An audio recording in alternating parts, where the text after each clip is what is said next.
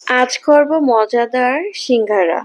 সিঙ্গারা করতে যা, যা লাগবে চলেন দেখা যাক। আসসালামু আলাইকুম এভরিওয়ান, ওয়েলকাম মাই ইফরানা কিচেন। সবাই কেমন আছেন? আশা করছি আলহামদুলিল্লাহ ভালো আছেন।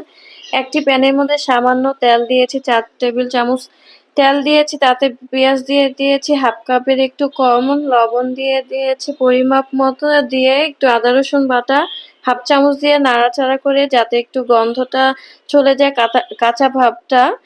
হলুদের গুঁড়া সামান্য দিয়েছি, মরিচের গুঁড়া হাফ চামচ দিয়েছি, ধনিয়া গুঁড়ো সামান্য পরিমাণে দিয়ে ভালোভাবে নেড়েচেড়ে আলুগুলো দিয়ে দিয়েছি।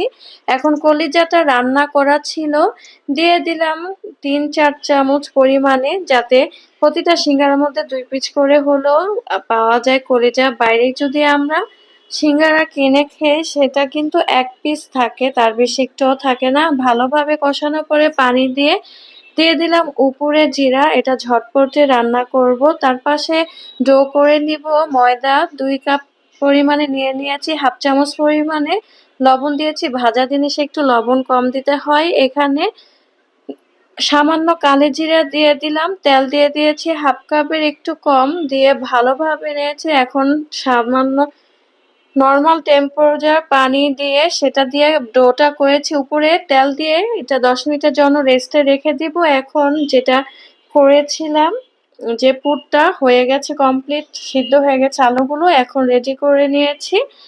এখন ১০ মিনিট পরে ফিরে এসেছি, ফিরে এসে এখন রুটি বেলে নিব একটু লম্বা ভাবে, বা গোল করেও আপনারা ৫টা ছোট ছোট সিঙ্গারা শেপে করে নিতে পারেন। আমি এখানে লম্বা ভাবে একটা দিয়ে ২টি সিঙ্গারা করে নিব। প্রথমে যে কোনাকুনি ২টা আছে সেটা ভাঁজ করে একসাথে এটা কোণের মতো করে দিব। এটা আপনি ইচ্ছা করলে নিমকির মতো শেপ দিতে পারেন, বা সিঙ্গারা শেপ দিতে, যে সিঙ্গারা শেপ দিতে পারেন সেই সিঙ্গারা শেপ দিবেন, বা এভাবে নিমকির মতো শেপ দেওয়া যাবে।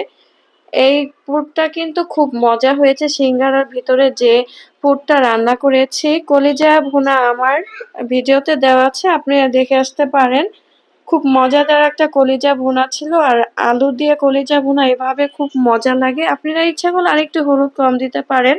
এভাবে প্রতিটা সিঙ্গারা আমি বানিয়ে নিব মজাদার ভাবে।